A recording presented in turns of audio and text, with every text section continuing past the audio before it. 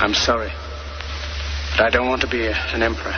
That's not my business. In this world, there's room for everyone, and the good earth is rich and can provide for everyone. The way of life can be free and beautiful, but we have lost the way. Greed has poisoned men's souls, has barricaded the world with hate. We think too much and feel too little. Think too much and feel too little. More than machinery, we need humanity. More than cleverness, we need kindness. Without these qualities, life will be violent. And all will be lost. All will be lost. Do not despair. The hate of men will pass, and dictators die. Dictators die. And the power they took from the people will return to the people. Will return to the people. Let us all unite. Let us fight for a new world to do away with greed. Now let us fight to free the world, to fulfill that promise. Let us all unite. Welcome, folks. You're in the Corporation Nation. I'm Clint, your host. It is, what is it, the 16th of May, a Friday. Just me today, so I'm going to do a couple little rants, and then we'll open the phone lines today and have a call-in day. Where to begin here? You know, I think I'll start with Palestine. Now, I was redirected through an email to a video of some chick who was promoting something, and in the midst of her promotion, she started talking about Israel, and she started talking about the peace talks breaking up again between the Palestinians and the Israelis. And basically, what she was trying to put forward it actually made me laugh, but it also made me think. And I want you folks to sort of think about this today, too. She said the Israelis really have their hands tied. that they're at a real disadvantage when it comes to the peace talks with the Palestinians. Palestinians have the upper hand.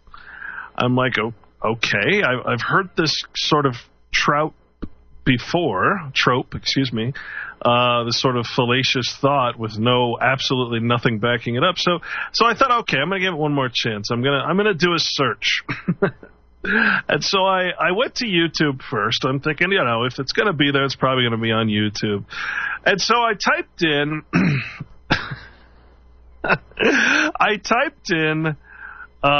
just the simple term Israeli soldiers. Just Israeli soldiers into YouTube and let the search engine do its thing. Up came, of course, a massive collection of video clips that showed basically Israeli soldiers interacting quite violently and abusively with, non-uniformed, non-militarized people, the Palestinian people. Abuse, executions, arrests of people, child abuse, basically just all around complete disrespect and regard for life, and especially liberty, just 100 times over. I mean, it's just countless videos of Israeli soldiers, harming Palestinian people, just people. So I said, okay, well, that's not fair. I didn't type in anything specific. Let me type the opposite. Let me type in Palestinian soldiers. I didn't expect to see the same exact thing pop up. What popped up when I typed in Palestinian soldiers? I expected to see some Palestinian army. And this goes to my complete ignorance of the subject. Now, here were the same videos that came up. Israeli soldiers abusing Palestinians. Because, you see, there are no true Palestinian soldiers in the concept that we think.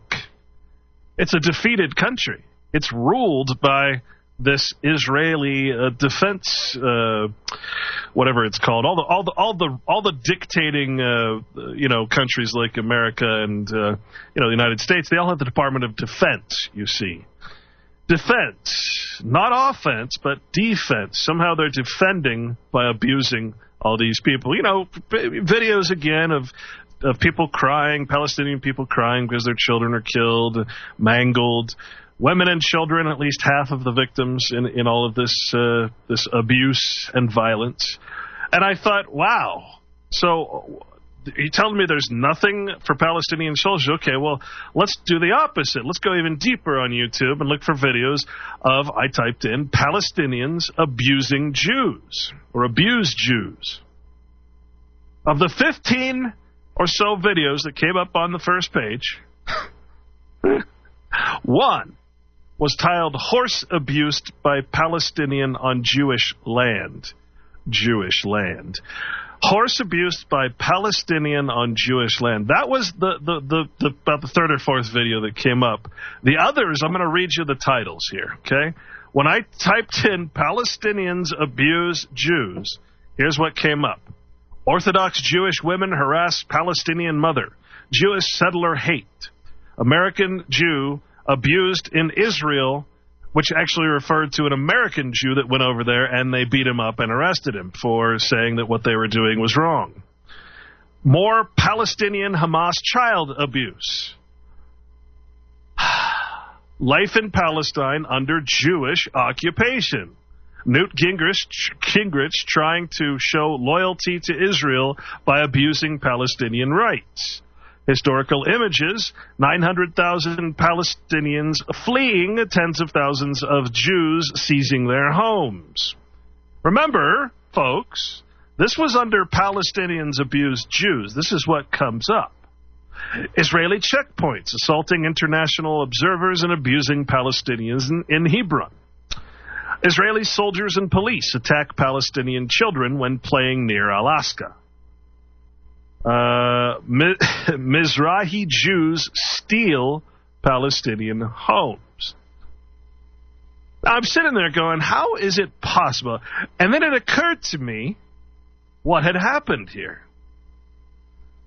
AIPAC, the ADL, and all the Jewish lobbies, all the propaganda machines forgot to do something. In all of their organization, and all of the Israel, YouTube, for God's sake, is Google, and it's all has to do with Israel. I mean, they're all supporting Israel. For God's sake, they forgot to put propaganda up on YouTube. I mean, what a stupid mistake, ADL. You're letting thousands of videos of Jews abusing the Palestinians, and you don't create some of your own to try and actually back up your claims that Palestinians are harming. I mean, here's a bunch of Palestinians with rocks, throwing rocks at soldiers and people who are stealing their land. And here's the uniformed, militarized, Israelis over there completely just harassing and checkpointing and, not allowing them access to things they need. I mean, it's a horrible, horrible situation. You see, I didn't know, and I guess I'd never considered the thought that there are no Palestinian soldiers. There's no Palestinian army. There's no one to defend these people except the Jews. That's their job, is to you should read the actual credo for the Israeli military. It talks about honor and respect and all these sayings, and here they are dropping white phosphorus on unsuspecting people, which again is an illegal, an unlawful weapon, something considered not to be used, especially in a peace time there. So I guess when I hit that home, they actually I don't know if they forgot or they haven't thought about it or what, but I mean, talk about bad propaganda ministers. They've allowed thousands of videos of Jews literally harming, purposefully, shooting point blank, and they haven't put anything up to counteract that. I find that so hard to believe. I think it's kind of funny, actually. They better start getting busy, because no one could possibly look and type in Palestinians harming Israelis and possibly think that there's anything going on except for the opposite. We'll be back.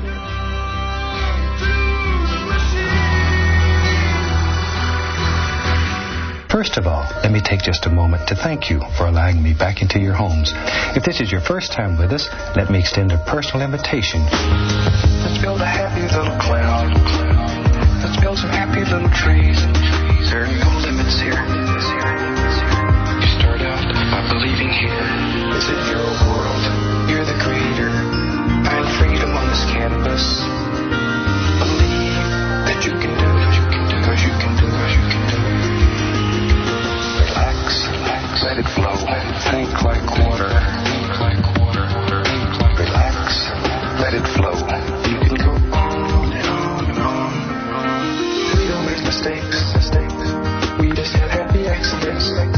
So maybe going to YouTube is not quite, enough evidence. So I went to Yahoo and just put in my search engine. I said, hey, let's search for Palestinians harass Israelis.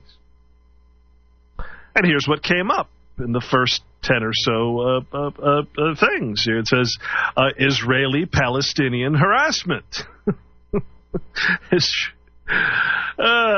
Israeli occupation policies affect all aspects of Palestinian lives. But that's not what I searched for. I searched for the opposite. Apparently, that doesn't... Oh, wait a minute. The second one is Palestinian boys harass elderly Israeli man. What happens next is hilarious. Well, what happens next, and this was on a Jewish site, shubat.com, and what happens next? The man gets angry at a couple of children and proceeds to beat them up. Hilarious. Next one is 77% of Palestinians sexually harassed by Israeli women. The study found by the field study conducted by the Palestinian Central Bureau of Statistics found that 77% of the Palestinian laborers in Israel have been subject to sexual harassment by Israeli women. Well. Next one, Israeli army continue to harass local Palestinian farmers. Next one is Palestinian citizens of Israel, where it says Palestinian youth in Israel have few opportunities. Israel may be banking on a desperation driving some youths to actually enroll in the Israeli army, where they can then guard their own people. Wonderful. So there you'll have Palestinians calling themselves Israelis and then abusing Palestinians again. So that one didn't work either. Let's see. Israeli soldiers invade Palestinian H1 area and harass residents. God. Never Surrender, a Palestinian American recounts his harassment while living in Israel. His discrimination during his trip to Israel, I should say. So there you have it. Well, let's see. What happens if I say, I saw a lot of videos of these poor Palestinian children and women and men getting shot. Let's put in Palestinians shoot Israelis. Well, what comes up? Israeli forces shoot dead 2 youths as Palestinians mark.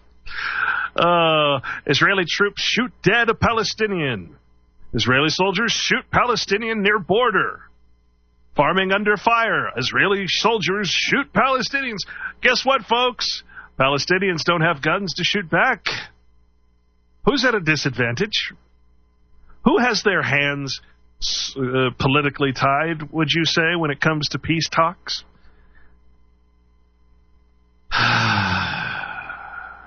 Unbelievable. So I looked up just to verify what actually is the Palestinian army or what a soldier would be. And it's actually the Palestinian National Security Forces, left over basically after the Oslo Accords, and the PLO became the PNA, Palestinian National Authority, or the Presidential Guard, basically, is what it really boils down to. The Palestinian National Security Forces engaged in various activities, which includes, among others, maintaining the security and protection of the Palestinian president and Palestinian leadership. They also function in general as law enforcement type agencies, but unfortunately, it says as the Israeli-Palestinian conflict goes on, the security forces notably cooperate with other law enforcement agencies, namely the Jewish ones, such as arresting militant subgroups and assisting the Israeli government with prosecuting those picked up. In other words, it basically screws its own people. According to the Jerusalem Post as well, in the past, listen to this, in the past, Palestinian security forces have released arrested terrorists and then quietly tipped off Israel to mitigate internal public criticism against handing over Palestinians to Israel. Wow. I mean, how would you feel if your military... Well, you're not too far off. I mean, how would you feel if your military just picked you up and handed you over to Washington, D.C.? I mean, my God, that is the Palestinian military. No wonder you don't see pictures of Palestinians with guns. They're all, the soldiers are just there to protect the government, not the people. Sounds familiar, doesn't it?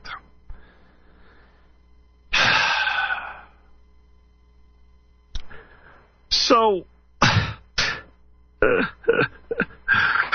oh, man. What a joke. I don't even know what to say. The Palestinian Liberation Army. It doesn't even pretty much... I mean, it's for show. It's so sad. All right, moving on. I just thought, you might want to do this experiment yourself. And to you, ADL and Mossad, you have done a really crappy job of controlling this, I got to say. There's no one that can put in those search terms and possibly think that these Palestinians with weapons of rocks and sticks and trash can lids can possibly go against the army. What's also funny is, and of course, if you look at the what's it called? Israel. Oh gosh, gotta go up. Israeli Defense Forces. It's like this huge entry in Wikipedia, and it goes over, I mean, just amazing amounts of information. But let me tell you some very interesting information on how huge this thing is. But it goes beyond that, folks, because remember, Israeli companies are into manufacturing. So here's what it says. China. Israel is the second largest foreign supplier of arms, guns, missiles, bombs to the People's Republic of China, only after the Russian Federation. Well, no wonder we're friends with Israel. No wonder we support them against all possible things. They're the second largest foreign supplier of arms to the People's Republic of China. Well, that makes perfect sense, right? China has purchased a wide array of military hardware from Israel, including unmanned aerial vehicles and communications satellites. China's become the extensive market for Israel's military industries and arms manufacturers. And trade with Israel has allowed it to obtain dual-use technology with the United States and European Union were reluctant to provide. Great. So the things that we wouldn't provide to Israel because we don't really want them to get a superior edge, they just went ahead and got from China and the Europe. They just went ahead and got from China through trade. Okay. And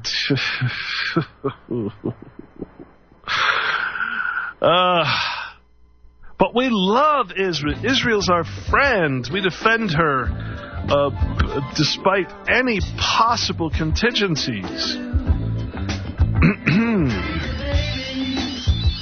Okay. India and Israel enjoy a strong military and strategic ties. Israeli authorities consider Indian citizens to be the most pro-Israel people in the world. Wonderful. We'll be back. He's a rebel and a runner. He's a signal turning green. He's a restless and romantic, wants to run the big machine.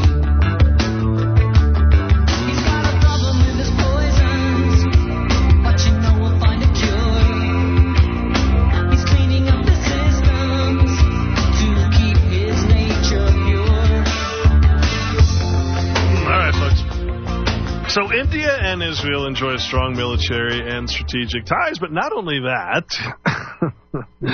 Remember, we're talking about what we've been hearing on the radio and on TV and everything. Those evil BRIC nations that we hear: B, Brazil, R, Russia, I, India, and what is it? C.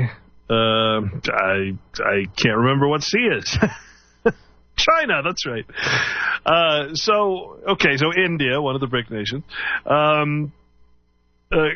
consider Indian citizens to be the most pro-Israel people in the world. Apart from being Israel's second largest economic partner in Asia, India is also the largest customer of Israeli arms in the world. Our friends are arming our enemies, in other words, or what they want us to think are our enemies. We don't have any actual enemies, in truth. We just have the Game of Thrones, the game of countries. But, in a war economy, an economy based on militarization, you gotta pretend. As far as I'm concerned, there's only one enemy in this world, and that is Israel. In 2006, annual military sales between India and Israel stood at $900 million U.S. They have weapons shows, state-of-the-art weapons to India. So they're giving state-of-the-art weapons to India. Unbelievable. How about the United States? In 1983, the United States and Israel established a joint political military group, which convenes twice a year. Both the U.S. and Israel participate in joint military planning and combined exercises and have collaborated on military research and weapons development. Additionally, the U.S. military maintains 2 classified pre-positioned war reserve stocks in Israel valued at $493 million. Israel has the official distinction of being an American major non-NATO ally. As a result of this, the U.S. and Israel share the vast majority of their security and military technology. Since 1976, Israel has been the largest annual recipient of U.S. foreign assistance. I think we all know that. In 2009, Israel received $2.55 billion in Foreign Ministry Financing, or FMF, grants from the Department of Defense. All but 26% of this military aid is for the purchase of military hardware from American companies only. We give Israel a grant so that they can buy military equipment from us and then sell it to other nations. Isn't that trafficking? Isn't that knowingly trafficking weapons, Department of Defense? I'm a little confused. The United States has an anti-missile system base in the Negev region of southern Israel, which is manned by 120 U.S. Army personnel. That's right. You're paying for Israel's protection. Not necessarily your own. But, they have lasers, basically. It's actually what we talked about before, which is the scalar technology. They'll basically shoot anything out of the sky. In October 2012, United States and Israel began their biggest joint air and missile defense exercise, known as Austere Challenge 12, involving around 3,500 U.S. troops in the region, along with 1,000 IDF personnel. Germany and Britain also participated. This game that we're playing is so ridiculous. The fact that we're arming other countries and we're doing it through Israel by allowing them grant money, which in turn they must purchase weapons from this country, and then they give it. Israel has also sold or received supplies of military equipment from the Czech Republic, Spain, Slovakia, Italy, South Africa, Canada, Australia, Poland, Slovenia, Romania, Hungary, Belgium, Austria, Serbia, Montenegro, Bosnia, and Herzegovina, Georgia, Vietnam, Colombia, Azerbaijan, I can't say those, Turkey, Greece, Cyprus, China, United Kingdom, Germany, India, United States, France. It goes on. Christian-Jewish partnership. We love our Israeli friends. Unbelievable that we sit by. We actually justify going into other countries for human rights abuse, and yet we go to YouTube and we see nothing but human rights abuses left and right. Thousands of videos and nothing in return. It's pretty amazing to me that this is reality. I can't believe it. I mean, it just amazes me. Oh, hey, I want to say a real quick word about marijuana. We're going to take calls here coming up after the next break. 1-800-313-9443. 1-800-313-9443. You know, I'm starting to understand what this whole agenda is behind the legalization of marijuana. I want to be very clear about the concept of legalization, because people look at the word legalization and they think, hallelujah, we've won some kind of battle. But remember, folks, what legalization is compared to decriminalization, or just completely getting rid of any rules or regulations. For instance, there's no law or regulation on a rose. You could plant as many roses as you want. You can make tea out of them. You can use the buds. You can do anything you want with a rose, pretty much. Okay, that's decriminalization. That is getting rid of any ridiculousness at all. Legalizing marijuana, however, which is what the people have been unfortunately taught to believe is the good thing, is actually the worst thing you can possibly do. Why do I say that? Well, we've certainly hit this subject over and over. What does it mean to have something that is legal? What does it mean when you have a license to do something?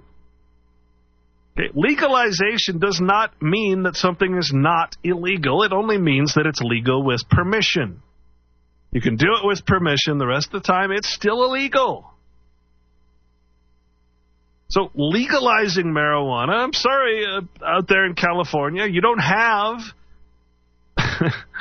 legal marijuana. You have permission to do an illegal thing. That's why people can still get in trouble for it. That's why they're raiding your shops. Okay, it's still illegal, no matter how many things you put on the books, as long as it is regulated as a drug, which it is not a drug, even according to the U.S. code, it's not a drug. Legalization is for stupid people. Sorry, it's only a slave would ask permission to do something. Only a slave. The mentality of a slave would think that legalization is actually benefiting them. It's not. There's a push right now worldwide, folks. Well, let's start at the beginning with the quote-unquote war on drugs. I mean, what has happened? I mean, how do you alter a society? How do you completely alter and change a society in just a few generations? You introduce psychedelic drugs. You introduce drugs. You get people hooked. You promote them. And then you demonize them at the same time, and you start a war against them. Secretly, you push, you drug run, while you also have a war against. You arrest people for growing it without a license, but then you import it yourself. You actually, the United States, folks, imports cannabis. Did you know that? We import pot.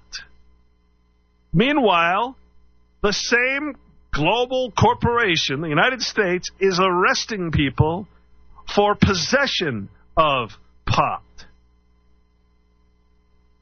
Okay, this is no different than introducing all these drugs, starting a revolution that we all think that we were a part of, that we did. We had a victory. We stopped the war in Vietnam because we wore flowers in our hair, and we're going to California. What, really, folks? totally manipulated affair back then. No, there's no revolution in this country. There's only guided misguidance. There's only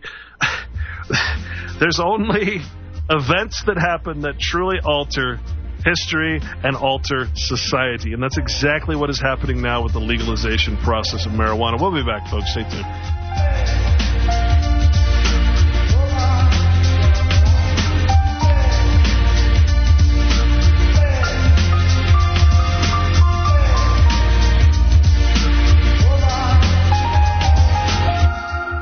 Scientists have been battling to understand what this unappealing object is all about. What the object is all about. Information in the form of energy streams in simultaneously through all of our sensory systems in the form of energy, and then it explodes into this enormous collage. All right, folks, just welcome back. Of what this present Speaking of the corporation nation, California had Proposition 19, also known as the Regulate, Control, and Tax Cannabis Act of 2010. It was narrowly defeated, with 53.5% of California voters saying no. If passed, it would have legalized various marijuana-related activities, allowed local governments to regulate these activities, and permitted them to impose and collect marijuana-related fees and taxes. Authorized various criminal and civil penalties. Of course, it got on the ballot. It's not easy to get something on the ballot, by the way. But if you realize actually who is behind such bills, then it becomes a little bit easier to understand. Leading advocate for Proposition 19 is the organization known as the Drug Policy Alliance, or DPA. DPA is the leading organization spearheading the reform of cannabis policies in the United States, and has been made up of some of the most powerful and influential characters in today's global biochemical, military, banking, industrial complex.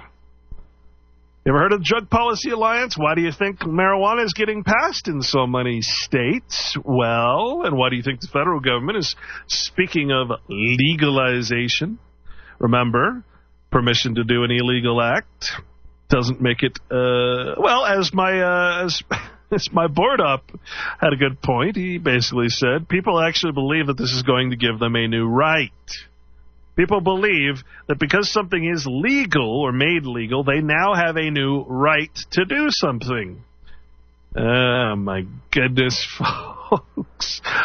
This is a huge push by, believe it or not, there's going to be patents. There's going to be Monsanto genetically engineered marijuana, which we'll talk about. I mean, there's all these things. So who are the directors of the DPA? That's the Drug Policy Alliance. That's the real question.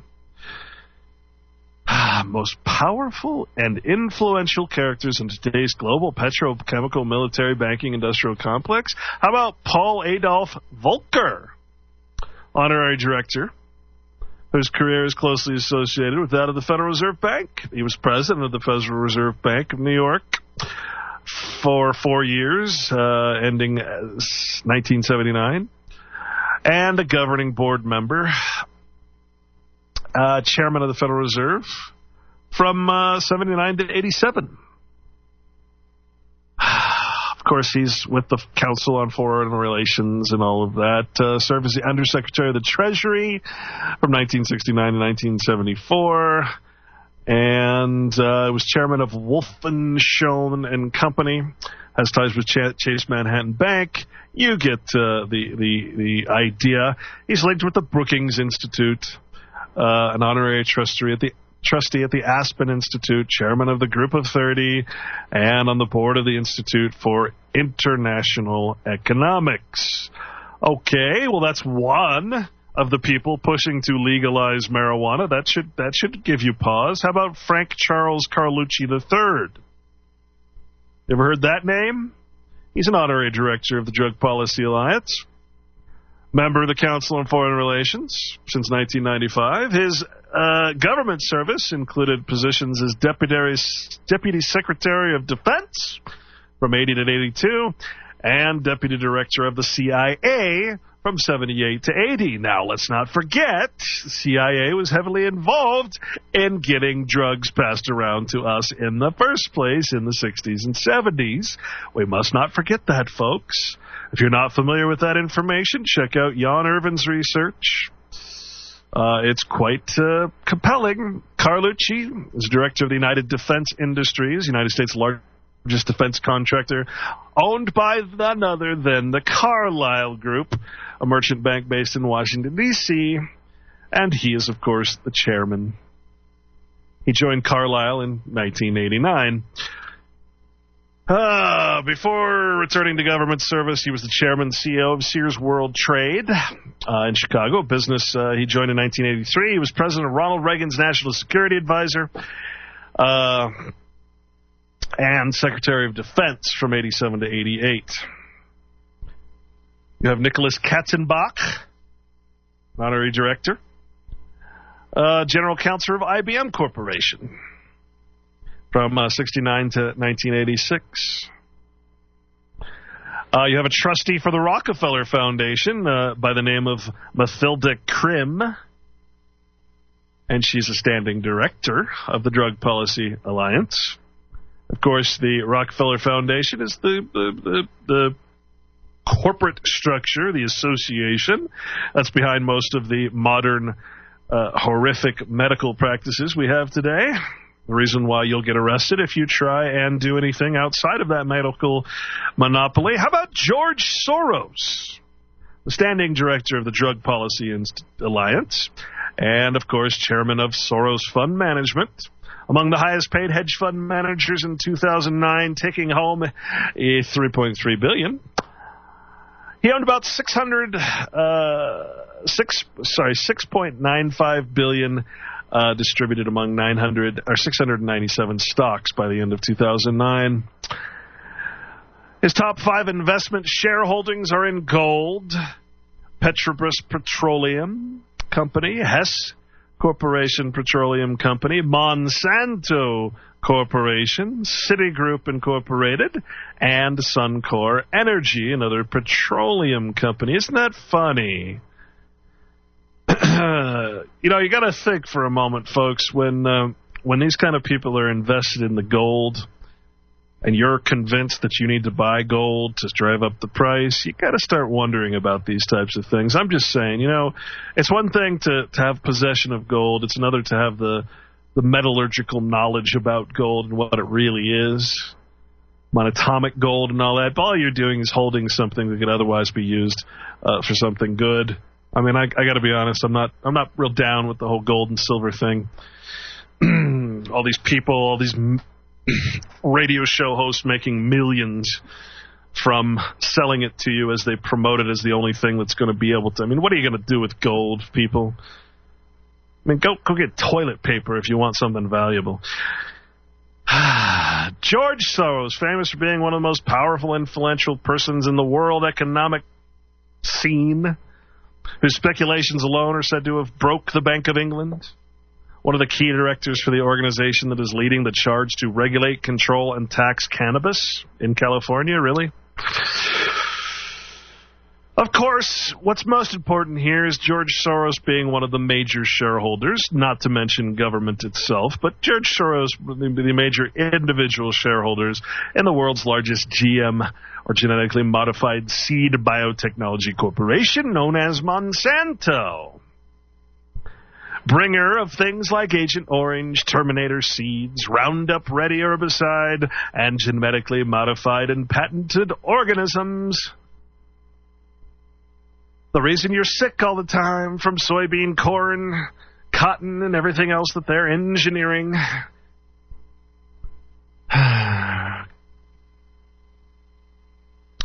It's funny, isn't it? Because what we're really talking about here is, well, cannabis. That's what we're really talking about. We're not talking about marijuana, folks. The marijuana, the medical use and enjoyment use of marijuana has nothing to do with what we're really talking about here. That is a small section of a very large business. That business is something that's been demonized for a very long time in this country, to the point where they used to burn the fields. We're talking about cannabis. The value of the cannabis plant as an industry. 5,000 different uses, from fuels to textiles, you name it. The Constitution was writ on it. The Bible speaks of it. Famous people have said without it, the economy will go to hell in a handbasket, which is exactly what it has. Well, guess what, folks? These people have purposefully exhausted other forms of energy. They've made it purposefully too expensive. They've done all kinds of things to make us demonize every other possible fuel. Guess what's coming, folks? A complete and utter control of genetically altered cannabis. Stuff that will have female-only seeds so they cannot reproduce. You must buy your seeds each year from companies like Monsanto. You understand that there is a much deeper purpose for legalizing pot in the United States and changing our attitudes back to what it used to be? We'll be back, folks. Stay tuned.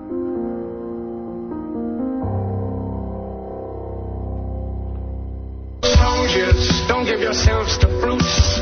Men who despise you, enslave you, tell you what to do, what to think, and what to feel. Who drill you, diet you, treat you like cattle. Don't give yourselves to these unnatural men.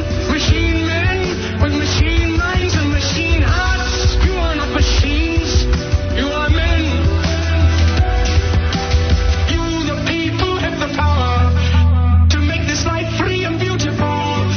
Let us use that power to make this life a wonderful adventure. Let us all unite. Let us fight for a new world to do away with greed. A world where science and progress will lead to all men's happiness. Do not despair. The hate of men will pass and dictators die. And the power they took from the people will return to the people. Let us all unite. Welcome back to the Corporation Nation, folks. Got to give you a stock tip. Now, I don't participate in the stock market. I believe it to be the most corrupt, horrific thing that's ever been blighted upon society. It has nothing to do with reality, although I will say you can make some money if you know what you're investing in. And one of the best things to investment, of course, is something that you know government is going to promote later on. And you can see, of course, that they're going to be promoting marijuana and hemp. So the question is going to be, how are they going to do this? Because, you know, you're going to have all these other people that want in on the action, but they, of course, want to monopolize this industry just like anyone else. They want the stock to be public so that they can be the main investor in it, and they can control the markets and control the corporations because they are the main shareholder investment proxy voters, and they elect the board of directors. Board of directors then elects the CEO, so the COO basically does what government tells the board of directors they want. That's how it works, folks, in most industries out there, if not all. So what is the stock tip? Well, I don't know the name of the company, but a while back I was flipping through channels on TV and I saw there was a little pot mini documentary they were doing. And I think it was on the History Channel, and one of the companies was similar to e-cigarettes, but they're making, I think in Denver now, I think they're making e-joints. In other words, you know, they're selling the actual drug so that you can vaporize it in a little e-cigarette. That will be the stock pick of the future. Why do I say that? Well, got to think outside the box. Or maybe you have to think inside the box. Well, what is the box? The box is corporatism. How are they going to prevent others from competing against them? How do you stop the little guy from getting in on a piece of the action? E-cigarettes? You know how expensive it is to create a product like an e-cigarette? You don't have any idea how much money it's going to take for startup companies to actually create a similar product, not to mention get licensed, because remember, we're talking about something that's legal. So it would be illegal to create an e-cigarette for pot unless you get permission from government. That's what legalization is. Okay, they're going to control the market by turning this into basically just another drug addiction. Now, for those of you who are currently using e-cigarettes, have you thought about this at all? I mean, have you thought about? I mean, what are they doing? They're putting an addictive drug into a vapor and they're selling it to people, which goes against basically every tenet of the entire drug code, the war on drugs, if you will. I mean, if you think about it that way, there is no way that this should be allowed to be happening. I mean, it's literally the selling of a substance that is known to be highly addictive, put in the form of a liquid and sold to people with the catchphrase, hey, it doesn't stink, you can smoke in public, because, of course, we made the laws to say you can't smoke in public. They're bringing everything into the digital age, folks. So how do you cut out the small guy? You turn the whole industry into a very controlled substance in a liquid form, and who knows what they're going to do to the liquid. So, there you go. There's my stock tip for the next century, basically. It's up to you whether you want to participate in such a fraud, but, how can I blame a society that's completely sick from head to toe in participation in its own enslavement? I can't, what can I do? Now, the important part here I want to get across, and then we'll take some calls. By the way, 1-800-313-9443. 313-9443. Looks like phone lines are open. Okay, well, let's just read this little aspect here. This is from growswitch.com. George Soros, again, very famous and very well known to be a big supporter of biotechnology, and especially Monsanto, since he's a large shareholder. The Monsanto Corporation brought you things like Agent Orange, Terminator Seeds, Monsanto's Roundup Ready herbicide, genetically modified and patented organisms, all of that stuff that makes everybody sick. But most importantly are those Terminator Seeds, because, imagine if you controlled a market of both cannabis and medical marijuana.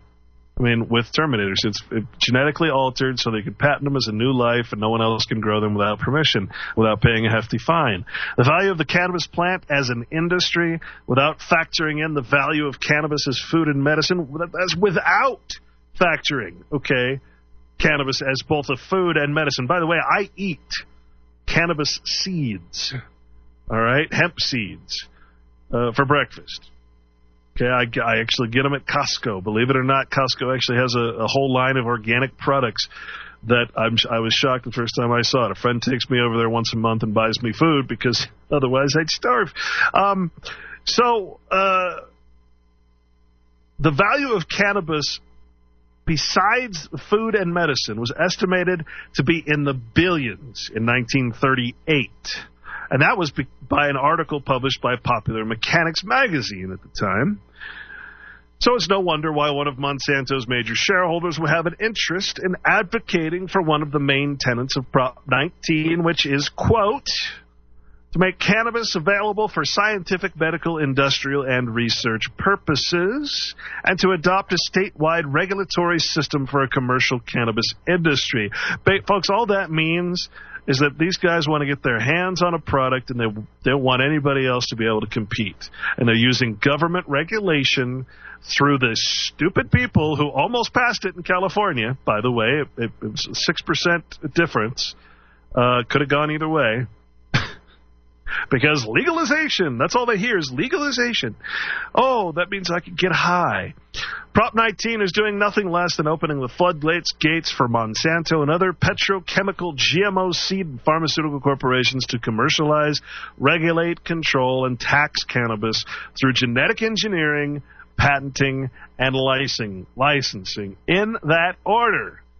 You genetically engineer something. You create new life. Therefore, you patent it. The government says, oh, yeah, baby. You and me, because we're a shareholder, too, we're going to make a lot of money off this patent, and we're going to give you license, and you alone a license, because you now own new life that you created. This is beyond corrupt. This is moral corruption. I mean, corruption in financial things, that's one thing, but this kind of corruption is biblical. I mean, this kind of corruption goes to the very soul. This is corruption of life. This is corruption of everything good. Corruption is not even a good word for this deep of corruption. Monsanto and the Drug Policy Alliance are not the only entities leading the charge to regulate cannabis through genetic engineering. As published in the September 2009 issue of the Journal of Experimental Botany, researchers from the College of Biological Science of the University of Minnesota have identified the genes in the cannabis plant that produce tetrahydrocannabinol, or THC, claiming in a press release that it is a first step toward engineering a drug-free cannabis plant. Drug-free. The mission was successfully completed. We'll be back, folks.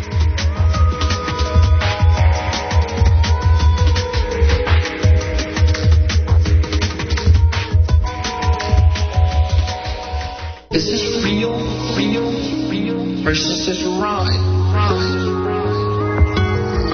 The world is like a ride. You think it's real? It's a rhyme. We can change it anytime we want. It's only a choice between fear and love. The world is like a ride. You think it's real? It's a rhyme. We're back. You're in the Corporation Nation. Now, I want to just hit this before we take calls here. A step towards engineering a drug-free cannabis plant. Now, I want people to remember one thing that's very important. The word drug is a legal term. It is artificial. It has nothing to do with nature. Therefore, there is no drug. There's no such thing as a plant that has a drug in it. A drug is an act of fiction. Okay, you cannot create a drug-free cannabis plant because there are no plants with drugs in them. THC is natural to the plant, and it is not, under law, a drug. This is the importance of Bert's work when he, like I said, he got the guy off because they proved in court that the plant cannot be a drug. You cannot regulate a plant. They say that in the U.S. Code. It's just so hard to read that you don't get it until you actually prove it. But there is no illegal thing as an illegal plant that you cannot have. The only thing that government can make illegal are things that are created. That's why they want to patent a drug-free plant. I mean, they'll put over 30,000 different drugs in your food supply. They'll allow drugs that will literally have the side effect of death to be advertised on television. For God's sake, they won't let cannabis have any leeway. For God's sake, it might get you high and make you think for a moment. Jeez, we can't have that now, can we? Why do you think it was outlawed in the first place? One last little slip here, and we'll go to Kentucky. George Weiblin conducts his research under a permit granted by the DEA, the Department, Drug Enforcement Agency, excuse me. So this guy conducts his research under a permit granted by the DEA to import cannabis from outside of the U.S. Why isn't that illegal? Oh, that's right, because he got a license to do something that is illegal. It's now legal for Mr. Weiblin to do so. You see, the two sources from which these imports came from are the Kennex Corporation based in Ontario, Canada, and the Hortifarm Corporation based in Amsterdam. And Amsterdam has some good hash, I got to tell you. These two corporations are two of the very few entities which have acquired DEA permit to import cannabis into the United States. The history and role of these corporations illustrate the potential of genetic engineering in the global cannabis market. Now, you see how this works, folks. Who's going to be able to grow and supply the seeds for the entire cannabis world? Well, they're going to be genetically altered seeds, and they're going to come from companies like Monsanto. I suggest to you folks, this is going to be my final word, I suggest that someone out there begin what I would refer to as an organic marketing thing for marijuana, where you can still get heirloom natural seeds. For God's sake, cannabis is just a weed. It's all over the place. It'll grow wild if you let it. So I suggest that someone out there start collecting heirloom seeds from all over the place and keep them and cherish them and always, always, always have something natural left in this world, because pretty soon government is going to make it so that there is nothing natural left in this world. For that matter, hold on to your children. Well, let's go to our phones. Let's talk to Mike in Kentucky. Welcome to the show, Mike. The answer, my friend, is blowing in the wind. The marker genes are blowing in the wind. You know, I've followed some of this from, well, I was allowed to sneak in, I guess, somehow. The movie theater in our small town let me go in and see a rated-R movie when I was still underage called Blade Runner. Yeah, have you ever seen it? Oh, yeah. Yeah, Do Androids Dream of Electric Sheep? And, of course, I've stumbled across a few years later a book called The Biological Time Bomb, which dealt with disassembling and reassembling viruses in non-classified academia in the 60s. And the guy had to rewrite the premise to the book before it could be published because they had created a virus from scratch in 1966. And, of course, they've been, you know, doing gene splicing and stuff for at least in a non-classified public arena academically for whatever, nearly 50 years. They first disassembled and reassembled a virus in 1955, I think, according to his book. So when they started with this genetically modified corn, 600 miles upwind from the nearest commercial genetically modified crop in old Mexico, the marker genes showed up in the old maize, the wild maize, way beyond where they thought they should, I guess. You know, when back in 20-some years ago when I heard about it. And they even showed up in countries, the marker genes showed up in countries where genetically modified crops were outlawed, like Australia, New Zealand, places like that. So if they genetically modify hemp, and I've said this for 20-some, 30, maybe I'd say probably at least 16, 18 years. If they do industrial hemp farming in Kentucky, the pollen from the industrial male plants will blow into the drug crops. Even stuff that's indoors would have to have HEPA filters to keep their plants from being pollinated. Because that's what you do if you want to have a drug crop. I try to isolate it and not let it pollinate. So I don't know what, you know, when you mentioned that they would have female seeds only that would germinate, it's the female plant that has all the THC in it. The male plant cancels out the THC from its hormones, and so you can smoke it, you just get a headache, or you can make tea out of it, you don't get anything out of it. You'll get some of the I think they're gonna find a way to, you know, cut the fallopian tubes of that female. You know, it doesn't matter. The female makes the plant hormone in a larger quantity than the male. It's like trying to say you can cut the fallopian tubes of a woman. She's still going to make estrogen, and that's what you're dealing with. Is the THC is part of the female sexual reproductive process, and so those tetracannabinols are going to be part of that plant now, and that's nobody. This is like a total blackout in the media when they're talking about THC and hemp. They keep trying to say industrial hemp is not marijuana. That's about the biggest steaming pile of bull crap I've ever heard. Yeah. You can smoke the female plant. It just may not be as strong as some of these hybridized strains like they have in Amsterdam. But what the industrial hemp will do if they start growing it from Arkansas to Missouri and Tennessee and Kentucky, there's going to be so much pollen flying around in the wind that it's going to be hard to have even an indoor crop that's isolated, a group of females, because they'll even go. The female plant will even go what's called hermaphroditic, sure, and fertilize themselves. So you'll still get plants that will fertilize themselves even if you isolate the females. But the plant hormone gets so much stronger when you do that. Now, I'm not a pot grower. I've just studied this. I went out with the marijuana eradication groups with the state police. And, of course, whenever you're there with the video camera, they've already culled out all the female plants, and all you have left is this tall, spindly males.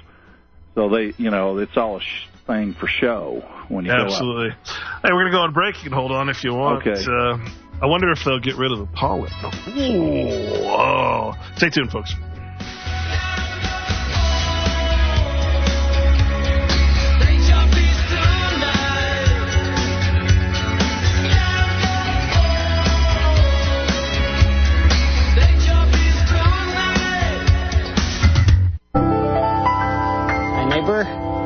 Welcome again to this neighborhood. I'd like to show you something. You know what this is?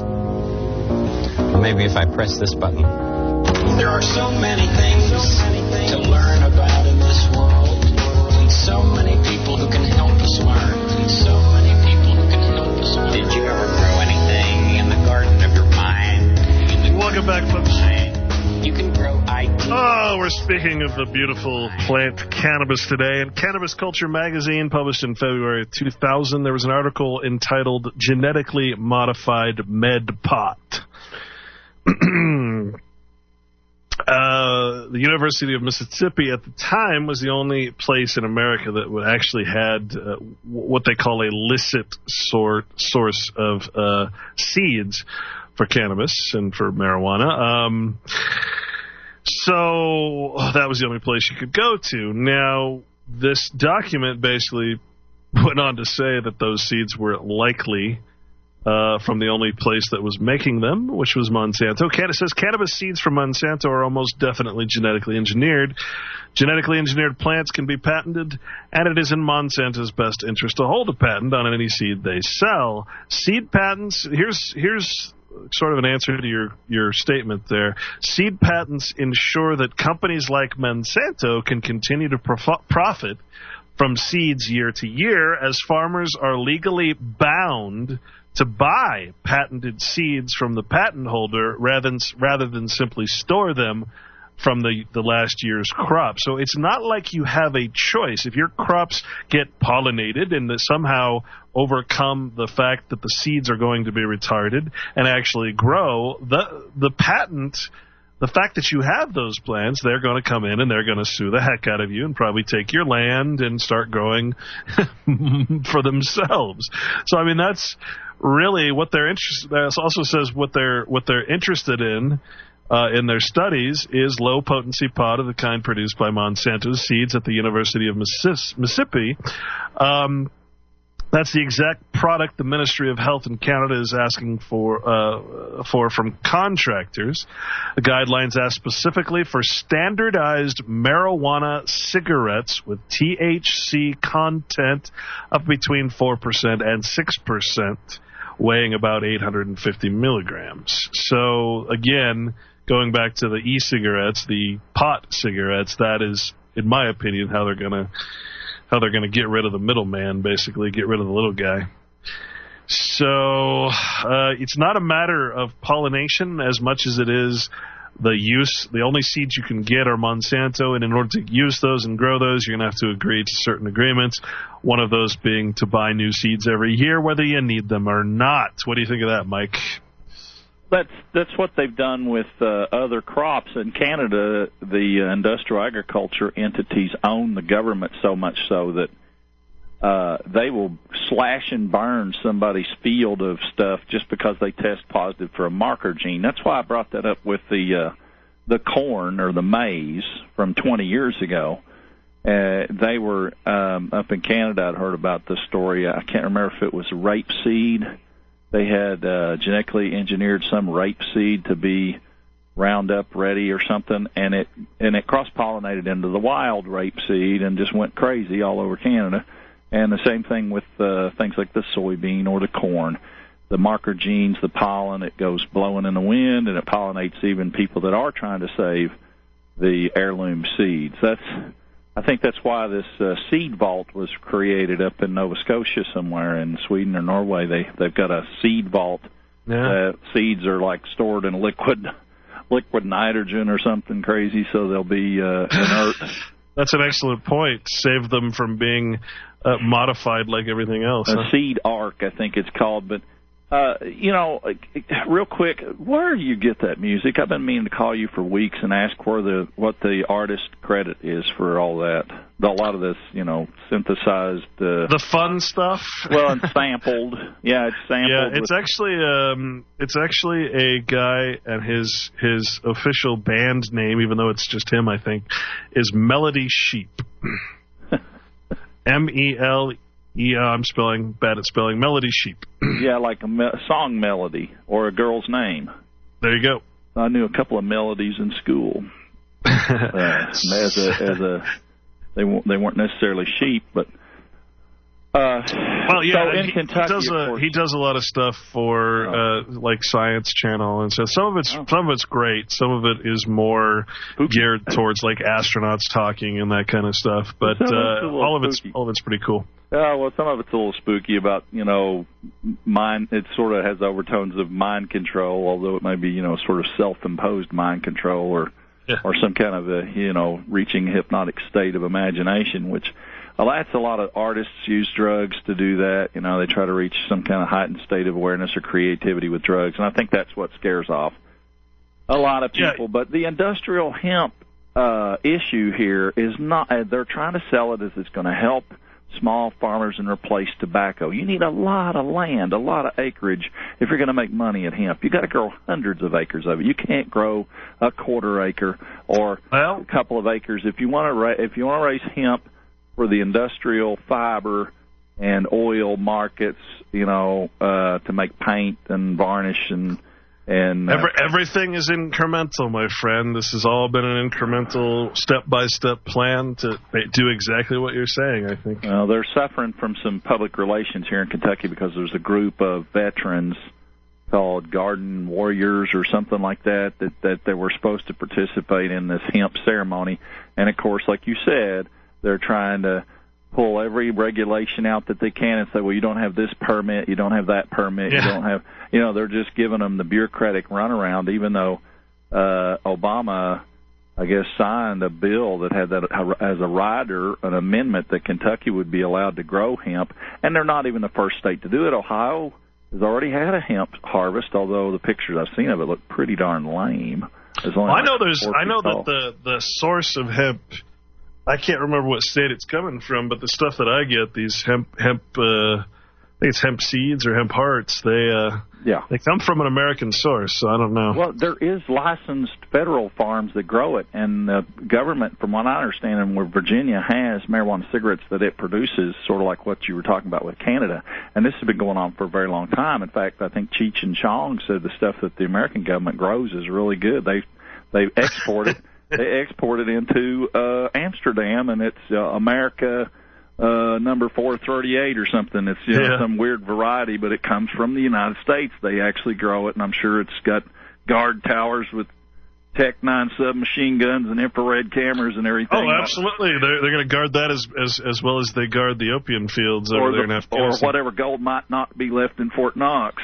Yeah, exactly. All right, Mike. Hey, listen, I got some other calls. Appreciate all the info. Let's go to Joe in Missouri. Joe, welcome to the show. Clint. What's up, man?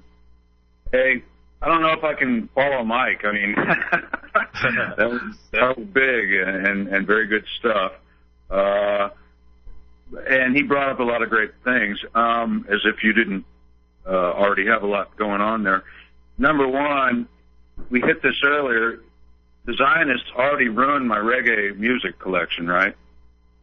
Oh, and yeah, now, knowledge will do that to you.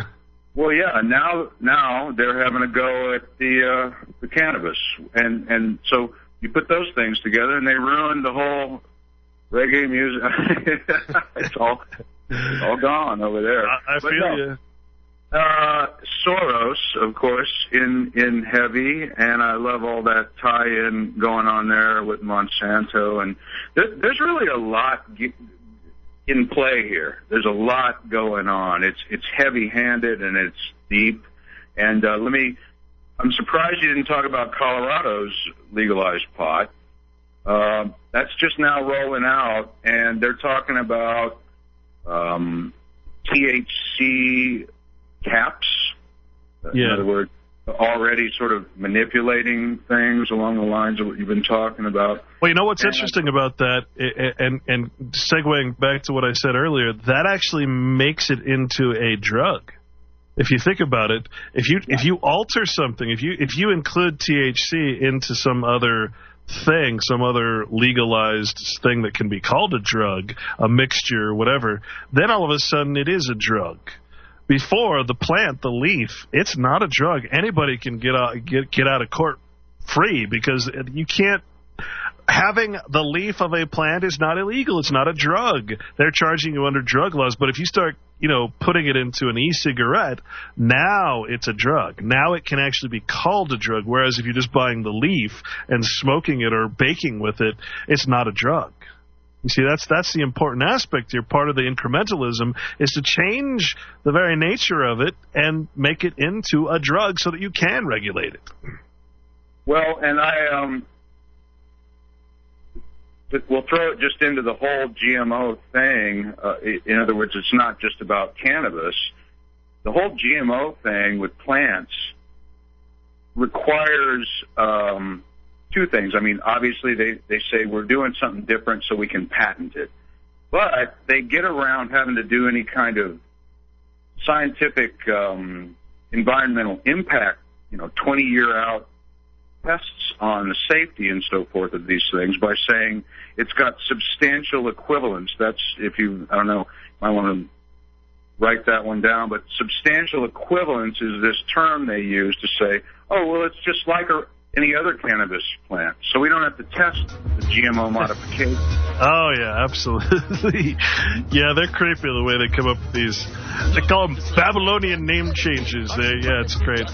We'll be back, folks. Stay tuned. With schools, media, money, and meds, we control every aspect of your life through ideological hegemony. But if you think you need guns to stop tyranny, then what you waiting for? We've already stripped you of your liberty, privacy, civil rights, and dignity. You want some more? Derivatives, quantitative easing, trade imbalances, recession, low GDP, nations close to collapsing, and subprime loans, foreclosed homes, and people's taxes spent to bail out too big to fail. AAA okay, folks, welcome back. Fear levels rising as the U.S. crash seems imminent, having smashed the debt ceiling of $14 trillion despite. You're in the corporation nation. See, I think we got Joe on the line. I remember, Joe, that I partake in the herb every once in a while, and I actually got my hands on one of those long time ago when it first started coming out as a medical thing. When I still lived in California, they have these little THC pills, and I got to tell you, man, the most concerning thing about this is that they're actually going to alter the actual foundation of the THC to make it do the opposite of what it actually does, which, in my opinion, is to open your mind and let you see things that you've never seen before. Whereas that just gave me a headache, made me want to go to sleep, and basically not think. So I'm a little concerned that they're taking, what I consider to be an anti-oppression kind of thing that opens your mind and actually alter it genetically to prevent that from happening. I don't know. Yeah, well, I totally agree. That's kind of where I'm going with all this stuff. It's not just the cannabis, is it? It seems that's sort of what's at the bottom of this whole genetic modification process paradigm. And that's what I was trying. I didn't say it very well before, but you can't patent a natural plant, right? So this is an important thing for people to understand about this whole GMO deal. You can't patent nature, so there has to be some something you can show that is a difference, something that man did to change it, and therefore makes it different than nature, and therefore can be patented. And what I was trying to spit out before the break was, but then they don't have to safety test this stuff because of what they call substantial equivalence, which is where they turn around and go, oh, but even though it's different, we admit that because we couldn't patent it if it wasn't different than nature, it's basically substantially equivalent to nature. So we now don't have to do a safety test or a THC test or anything about. They have their cake and they can eat it too, and they exactly they do some wild stuff. Let me quickly spit out, because I know time's running out. Patrick Jordan was the one who's saying, you patent things not just to be able to mess with it, but to block other people from being able to do anything about it. So when you put a patent in and it gets registered, no one else can mess around with it for that period of time. So that's one reason they're putting these patents in. Then the other thing I wanted to spit out was, as long as we're talking GMO, there's this guy, Jeffrey Smith, out of Iowa. He's all over the whole thing. But he's saying there's a new Monsanto double-stranded RNA. That's their new, updated stuff, and it's pretty sick things. The real final one, as you were talking about seeds for the cannabis, there is the Dutch seed bank out of Holland. Yeah, there's several of those, not just seeds, but also DNA for species that are going extinct as well. Hey, I got a couple more calls, Joe. Thanks for chiming in, man. All right, dude. Wes in Idaho, welcome to the show. Clint, I haven't heard you talk about the 14th Amendment. Isn't that at the root of all our legal problems? There's a program earlier on RBN, Tom Lacavara, Resurrect the Republic. That sounds correct to me. Also, I've been aware of this for like 20 years. There was a researcher named Bob Wongrid of Portland, Oregon, and his Behold group was talking about the very same thing, that the 14th Amendment was never passed legally, and it totally changed our form of government. Are you aware of this?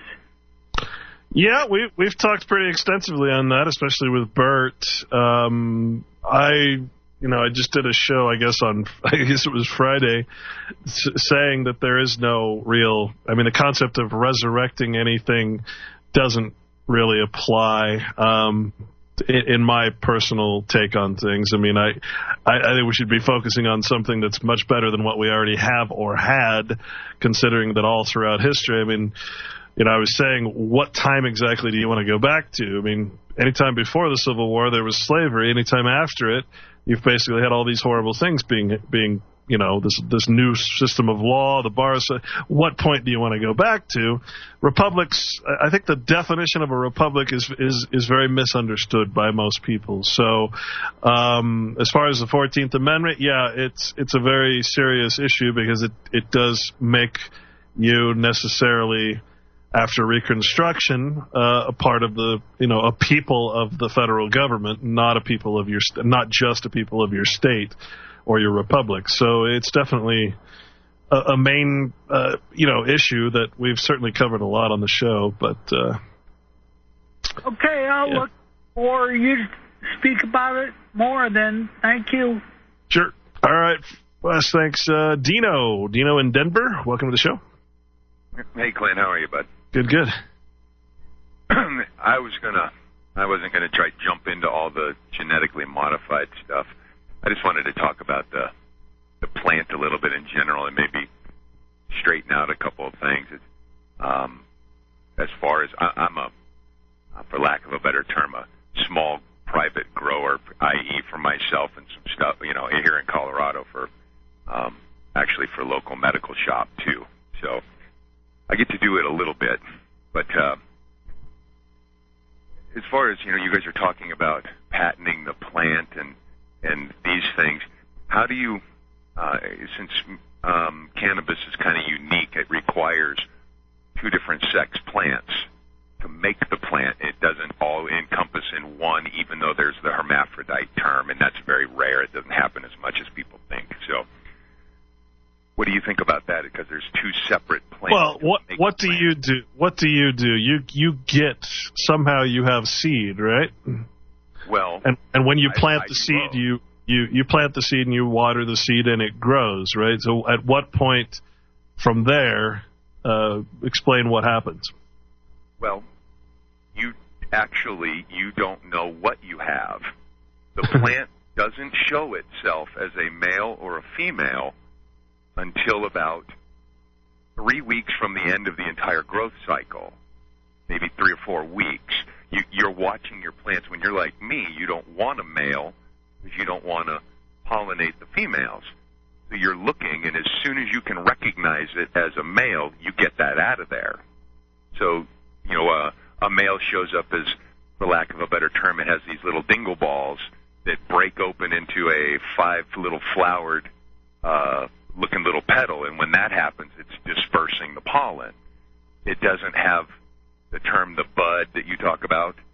The leaves look the same. The shade leaves, water leaves look the same, but it doesn't get a bud. It gets these little spores that break open, and the pollen comes out and pollinates female plants. So you have two different plants. Now, I've done seeds, but what I do now is I just have the type of strain that I want, and I clone that plant. Right.